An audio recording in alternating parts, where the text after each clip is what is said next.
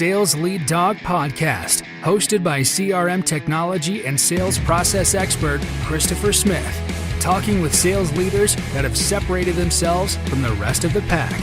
Listen to find out how the best of the best achieve success with their team and CRM technology. And remember, unless you are the lead dog, the view never changes. Welcome to Sales Lead Dog. Today we have joining us a thought leader, Angel RIBO. Angel, welcome to Sales Lead Dog. Thank you. Thank you very much for allowing me to be here with you and for your, and to your audience, obviously, that they will be patiently listening to us today. That's great. So Angel, tell us about yourself and what you do these days. Absolutely. So basically what I do is both corporate CEOs and established entrepreneurs, they hire me to bridge the gap globally for expansion and exposure. So that means basically that they help them accelerate the growth of their businesses through international expansion strategies. The reason why I do that is because I originally was born in Barcelona in Spain. I started an international career because I learned English and French and then Portuguese. And then, I decided to go international and fast forward, I had, helped more than, 1,500 companies and their C-level executives making certain, purchasing decisions. And also then, I was working literally in more than 30 countries doing that. So, eventually for almost 5 years ago, I decided to go from the corporate world to have my own business. And that's how I ended up doing what I do. Besides that, actually, something that played a key role for me to do that was that I decided also to start my own charity. It's called Wisdom for Kids. And we help underprivileged kids in Latin America become entrepreneurs using their local resources. I'm very strong on LinkedIn, so you will find me on LinkedIn over there. I'm an influencer there and very active, always sharing both personal and professional stories. And many of them are sales-related stories. So I'm so excited to be here, Chris. Thank you. Yeah, no, we're excited to have you. And I love what you're doing as an entrepreneur. Anything that facilitates entrepreneurs, especially I love it with kids. That's awesome. Thank you. Yeah. So tell us about your I'm going to start with your switch to being an entrepreneur. That's a big shift to make. What was that like for you? Yes, it was obviously when you look back, right? You know that you made so many mistakes, and you would, if you were given another chance, you would definitely do it completely different. You know that feeling? Yeah. Oh yeah. I'm sure you do, right? Yeah, totally. But also I believe that, regardless of where you stand, like from a spiritual or religious perspective, I think that we are only given the battles that we can really fight and succeed on. Yep. Okay, so that wasn't an exception. So there's always something that happens that keeps you afloat, always, no matter what, Yep. Yep. So I decided to leave corporate America after almost like 17, 18 years, starting in Europe and then being here. Yeah. In the US. I'm right now north of Dallas in Texas. And it was, in the beginning, to be honest, the first thing I can tell you I remember is that I really wasn't sure of what I wanted to do. I wasn't sure. I had so many paths, right? Right. Before leaving the corporate world, I had attended several entrepreneurs, online marketeers kind of conferences. Yep. In order to explore several, avenues, how to become a consultant, how to become a coach, how to launch products online, how to be a good online marketeer. And on top of that, also, I would say that I never really reflected on everything that I had done before. Right. So I was full of doubts with a lot of different possibilities in front of me. And it took to me a while to say, okay, so this is what I'm going to do, and I'm going to do it this way. I'm going to go down that path only. Yep. So that's what I remember. But, definitely, probably the same as you. If I can learn anybody not to make the same mistakes, yep. There I go. Oh, yeah.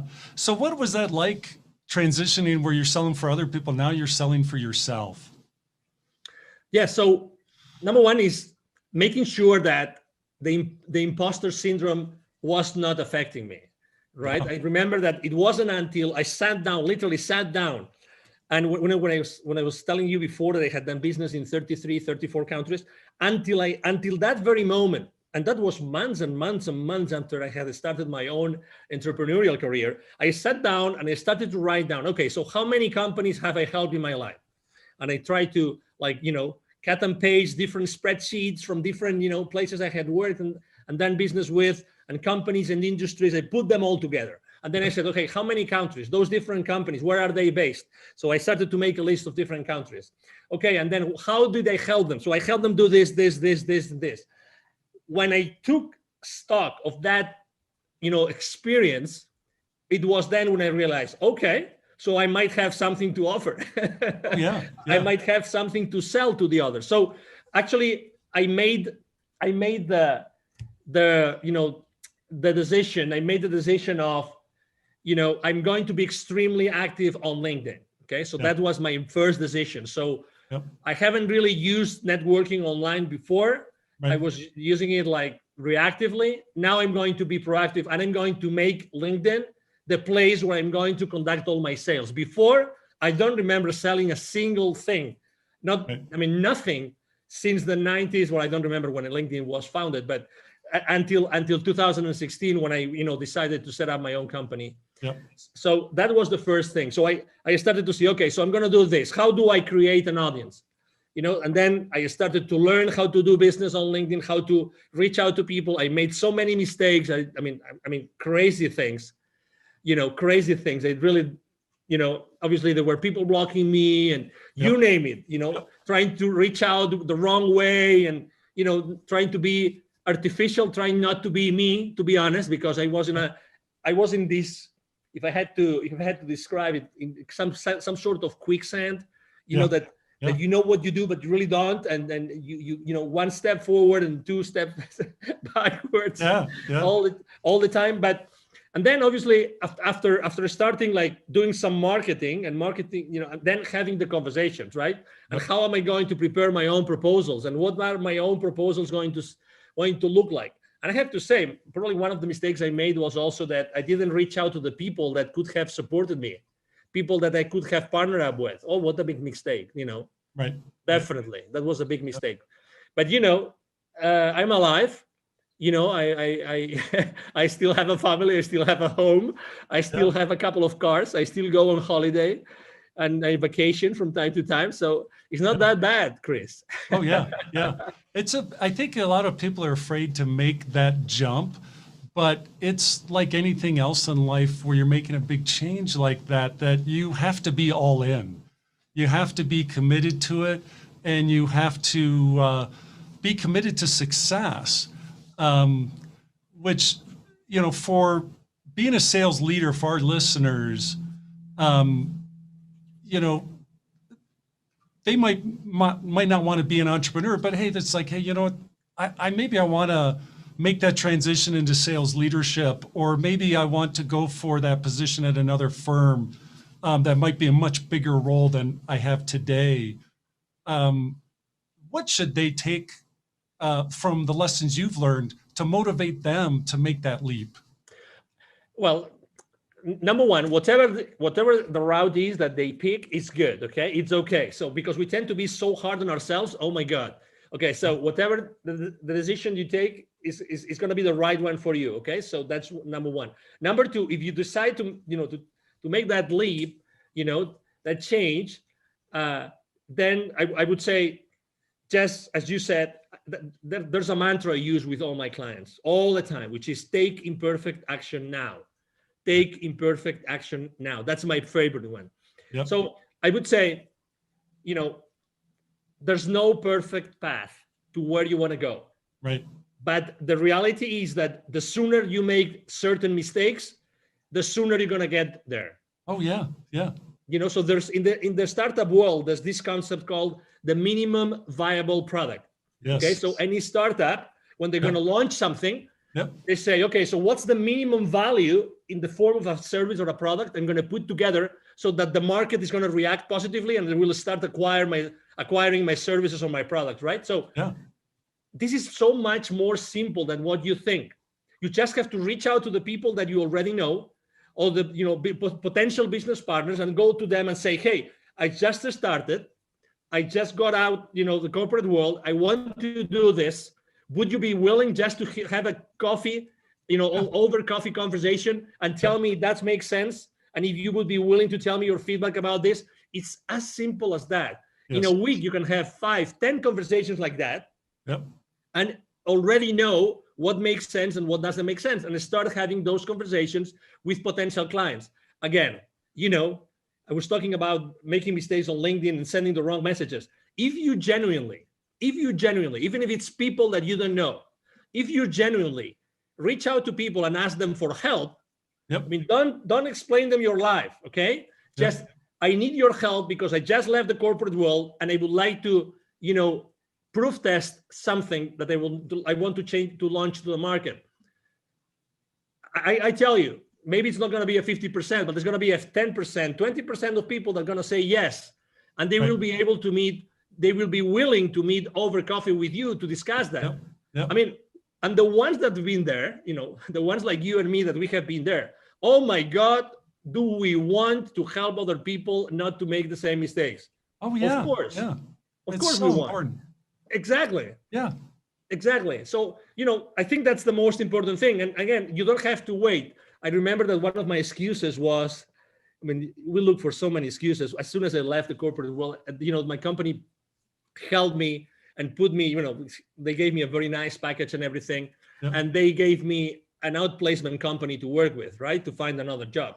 Right. I remember being the only one, very high level executives on the same meeting, blah, blah, blah. I was the only one in the entire room that wanted to be an entrepreneur. Right. The only one, every single meeting. So I would have a meeting, 1 or 2 meetings per week with them, with other executives looking for a position. Yep. I was the only one that wanted to be an entrepreneur. The rest wanted to have another job, another gig, or another company, which is good. Again, it's good. It's perfect. And again, there's nothing wrong. But the sooner you start going down that path, yes, the better for you. Yes. Because you need reinforcement, and you need reinforcement, and you need to learn lessons. Nobody will learn their lessons. You need to be yourself in front of the reality that you're going to be, acting on. And the new reality is you before other companies that want or might want what you are going to offer to them. Yeah. And I liked your advice to work your network, seek out help, ask for help from people in your network to say, hey, I'm thinking about making this transition, be it, maybe it's a new job, maybe it's not to be an entrepreneur, but there's still a lot of people that have done the same thing already that, that are say, hey, whatever you do, don't do this. I did that and it was a dismal failure. Try this instead. It's you can't buy that kind of help. Exactly. And also something else that I didn't mention, but something that would have helped me a lot is probably to ask for help, even to pay someone to coach me in that process. Yes. There's coaches out there. There's people that have done this. There's people that help you get from a position at the corporate towards becoming a successful entrepreneur. There's people doing that. Oh my God, I wish I had taken the decision. I had made the decision of having someone hire someone to do that for me. Honestly, the only resource which is scarce in our lives is time. That's the only one. It's time. We will always get money and anything else, but time goes by. So start asking for help. Hire someone that can help you bridge that gap. Bridge that gap to the first dollar, to the first purchase order. Have someone help you get there. And maybe the only piece of advice of who to hire. There's literally thousands of coaches out there that can help you do that, but look for someone that's made a lot of mistakes. Yeah, that's great. So when you're working with your clients, is there a common struggle or pain point that they have that hold them back from success? Yes. It's definitely, they don't feel comfortable selling. They know they have a value proposition. Some of them have a solution and there's a problem that exists. Others have a solution, but maybe the problem doesn't exist or it's not big enough. But it doesn't matter. That's why we are there to talk and we're there to discuss and how to make that value proposition really viable in the market. But still, I think that's the most important thing, to make sure that I help them do something that they're just feeling comfortable. Not everybody feels comfortable asking for the purchase order. And needless to say, not everybody knows how to go to the market, which is another thing, right? That's why I always say it's expansion and exposure. expansion and exposure. So expansion is developing business, but exposure means what are all those marketing tools, strategies, and tactics that are going to help you to get to that place, to get to these people that might hire you or buy your products. And that's what they have in common.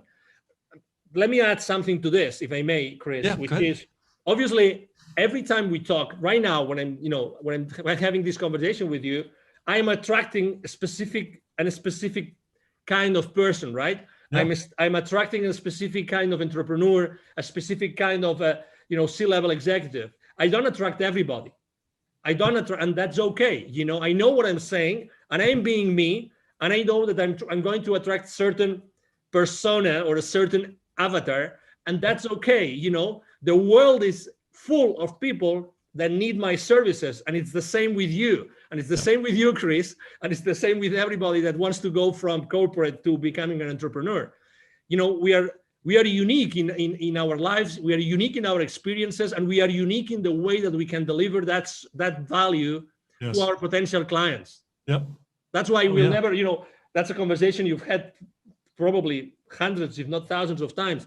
I remember when I was training my sales force, the new sales reps would come to me and say, hey, okay, so where am I going to find leads? Oh, that's an interesting conversation. So, we would tell them, okay, so this is the source of leads, and I'm sure that your sales VP or your sales manager is going to give you a whole bunch of leads, and then there will always be someone in that sales training, someone raising their hands and saying, and what if I finish my list of leads and nobody has wanted to give me an appointment? I said, okay, that's interesting. I'm gonna do that myself. I'm gonna expose myself with you in front of the rest of the class, right? So if you ever finish all your lists of leads, I commit to you that I will be sitting down with you for an entire day, and we will both look for additional leads or list of leads online or in any other institutions that could provide you with potential clients of your business. Obviously, the message I was trying to convey is it that there are not enough leads or potential clients to you, or is it that maybe the work that you're doing is not good enough? Maybe the questions that you're asking, maybe the phone calls, maybe the places where you're looking, right? The reality is, Chris, that nobody ever came back to me, since the 90s asking for lists of additional leads. Right. Nobody. So at the end of the day, obviously, we all have to learn somewhere, and we all have to start, with inside sales or whatever, or telemarketer, marketing, or whatever that is. What's your craziest sales story from your career? Well, there's plenty, but I have to say the one that I will never forget. So this is the deal, okay? So this is a multinational company. They're all over the world. What they do is they do electric motors. Okay, like all sizes. They're huge. Okay, they are originally from Brazil.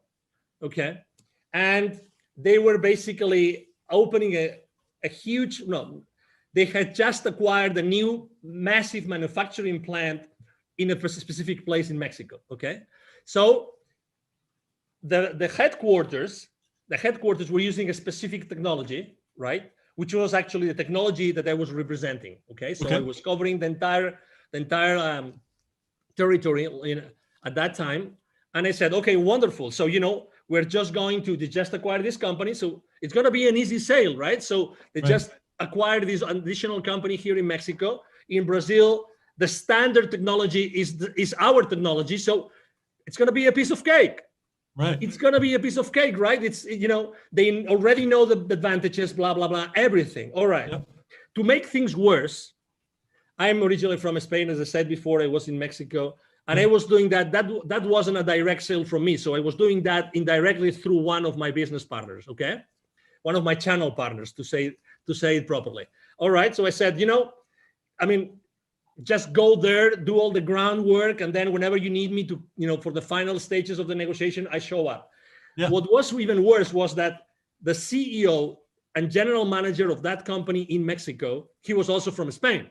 So I said, oh my God, we will be able to talk about soccer, and we will be able to have a nice meal together. And we will, so you name it. when you already have this image in your brain. Yeah. It's lining up. Everything's lining up. Exactly. Yeah. What are the chances of this Brazilian company buying a company in Mexico, and the CEO and GM, he is a Spaniard, right? Yeah. Okay, so we start the sales process, blah blah blah, and then I start receiving symptoms, right? I mean, hey, there's a strong team. They had something like a 35, 40 engineering team, and those were each one represented X thousands of dollars of that particular proposal, right? Yep. So, but suddenly from, the sales director of that channel partner of mine, hey, there's a strong group which are using a completely different technology. These guys have never used our technology. They use another one, and they're very strong, and they really believe it's much more important, right? So I have to say that unfortunately we took shortcuts. We didn't analyze the decision process properly. We didn't analyze the decision criteria properly. We didn't have enough conversations with the economic buyer, with the CEO, with the GM. So we took so many shortcuts that we ended up losing the deal. Oh my. And it was several hundreds of thousands of dollars. Yeah. Several hundreds of thousands. So I will never forget the name of that company. Obviously, I'm trying to be extremely respectful and don't disclose the name of the company. But I have to tell you something. With the director of sales of that channel partner, we became friends because we were badly defeated. And obviously, all the company knew about that deal. When that deal has so much visibility inside the company that everybody's expecting us to win it. Yeah. So we had to go back and say, we lost it. What? We lost it. Yeah, we lost the deal. Well, to recover that account, it took to us 4 or 5 more years. Wow. 4 or 5 more years to get it back, to have, to perform, enough proofs of concept there, and to make sure that we were doing the right benchmarks of technology against technology, blah, blah, blah. And I guarantee you, we never took any other shortcut. We didn't take any other chances in any other deal. I tell you that. Oh, I bet. Dealing with rejection is a big part of sales, and being a sales leader and modeling that, how you handle rejection. I think it's important for a sales leader to model that for their team. What's your recommendations for sales leaders in terms of how they create the proper perspective in their sales team, especially the younger people that are getting started in sales? I would say number one is that for your potential clients, future clients, you call them suspects, leads, prospects, whatever, depending on the maturity, but their perspective is their reality. Don't forget that. Don't forget that. So your reality is not their reality. Okay. So that's the number one thing. So the number one thing I would like to say is, this is a marathon. Okay. So just you have to learn, and don't burn your bridges. It's a matter of time. You have to learn how to do this. This is as anything else, as playing tennis, as swimming, as driving, as anything else. This is a long run. Okay, so it's going to take some time for you to perfect whatever you want to do. And remember, be yourself all the time. That would be my second one. Be yourself. Don't pretend to be anybody else. It doesn't mean that you don't have to be mentored. You don't have to receive lessons. No. Okay, but be yourself, because if you're not yourself, you're going to be, sidetracked, whatever that is, and you're going to feel saying, I should have done what my gut feel was telling me. Okay, so just be there. And the third thing is always have the tough conversations. Don't hold anything to you. Always have those tough conversations. So what I'm trying to say is always make sure that whatever decision, whatever proposal you're making, whatever conversation, it's for the good of your client.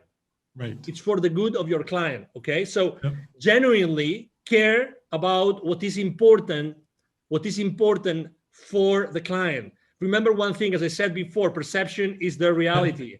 They want something, but you believe as a salesperson that they need something else. Right. Okay. So it's what they want. It's what they want. So remember, it's their reality. So you have to be there all the time. Okay. So those would be my, most important, pieces of advice. And again, you learn a lot. I mean, I learned from a desk making phone calls. That's how I learned. Yes. Yep. That's how I personally learned. I didn't even, it took to me more than a year to start making, sales appointments with the field reps, but it is what it is. It is, we have to learn, we have to make mistakes. You have to struggle. That's right. Yeah. So let's transfer our discussion here to talk about CRM. When it comes to CRM and your career in sales, did you love it or do you hate it? I loved it. And I loved it because it helped me structure myself and organize myself. The real, can I use a brand, or can I use I'd rather not. We try to stay away from that. And just talk in general terms. We don't want to. So there wasn't one over another. No, it's okay. So just going back in time in the late 90s, there was one system that was really like the number one that everybody would use, and everybody would use that one. I remember when the company was working with was over $1 billion in revenue, and they decided to buy that. Right, that was a multi-million-dollar deal that they had to invest on. I remember it was like a savior. I mean, I remember even though it was complicated, like lots of fields and things and interactions, it was like, oh my God, great. We have a way like to put all that information and to keep that information in at some place so that it's going to help me have a better possibility to follow up on those deals. Because at the end of the day, following up is everything. When every single industry says that the millions are in the follow-up, you bet.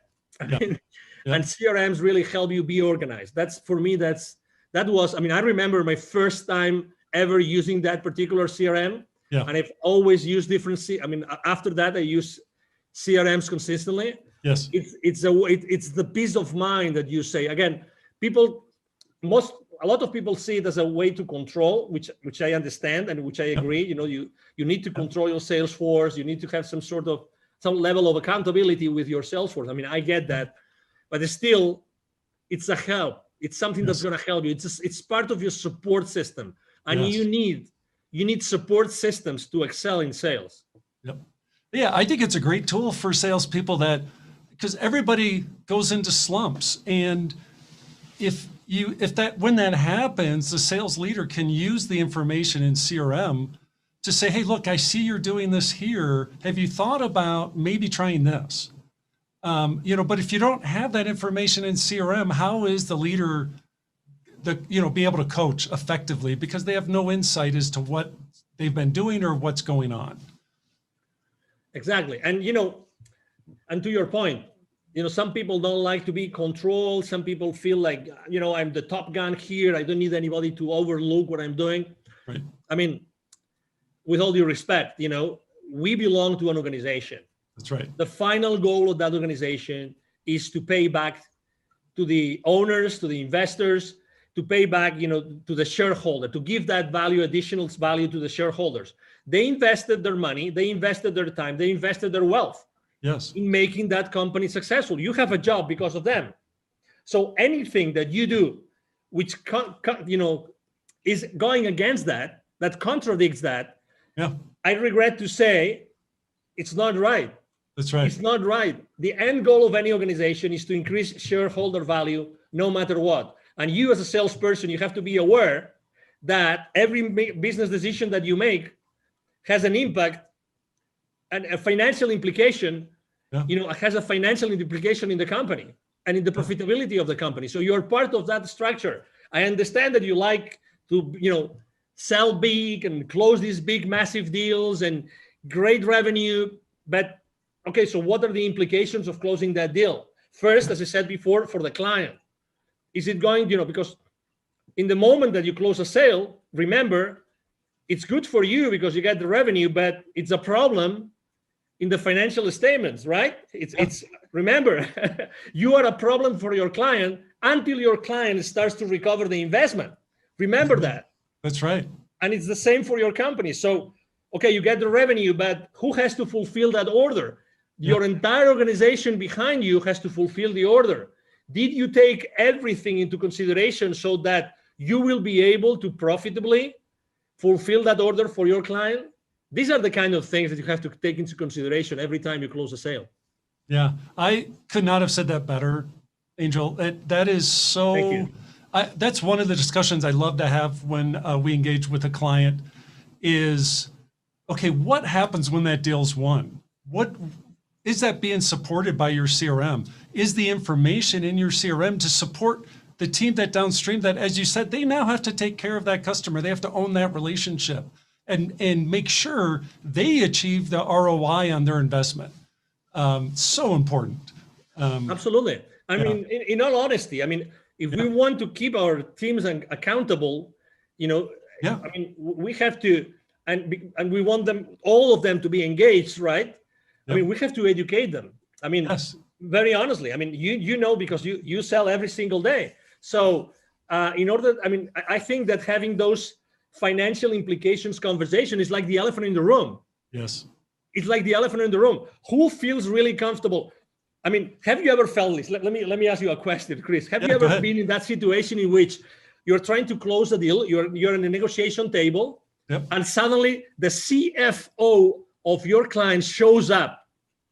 Oh my God, you are with the fingers like this, cross fingers, saying, I pray to God that the questions from the CFO are not going to be that difficult, so I can still answer them, and they will still be interested in doing business with me. Yes. Because if we get into, if he pulls up his financial statements and he starts going on like, okay, so this and this and this and this, and he starts making these difficult questions. Oh my God, you might even have an MBA, but even if you have an MBA, how long ago did you forget all the financial principles? Oh yeah.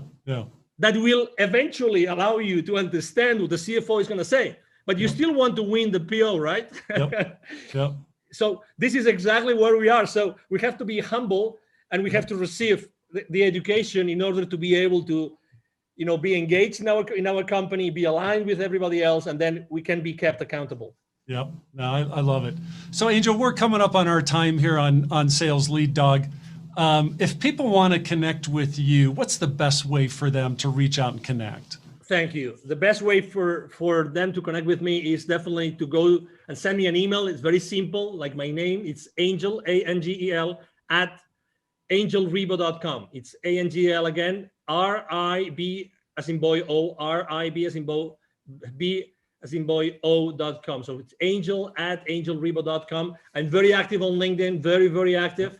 So you can, reach out to me, Angel Ribo. My brand is the CEO Confidant, So you can go to LinkedIn. You will find me there easily. Yep. Either my team or myself are going to answer your questions, your emails, your messages on LinkedIn. We are very, very proactive in engaging with everybody. Yep. And it will be a pleasure, obviously, to serve you. Yeah. Well, it's been great talking with you, Angel. I'm glad we got to finally connect and talk. This has been terrific. Thank you. Thank you. Likewise. Thank you for the opportunity, Chris, obviously. And thank you, everybody. Thank you to all the audience listening to us today. Awesome. As we end this discussion on Sales Lead Dog, be sure to subscribe to catch all our episodes. On social media, follow us on LinkedIn, Facebook, and Instagram. Watch the videos on YouTube, and you can also find our episodes on our website at impellercrm.com/Sales Lead Dog. Sales Lead Dog is supported by Impeller CRM, delivering objectively better CRM for business, guaranteed.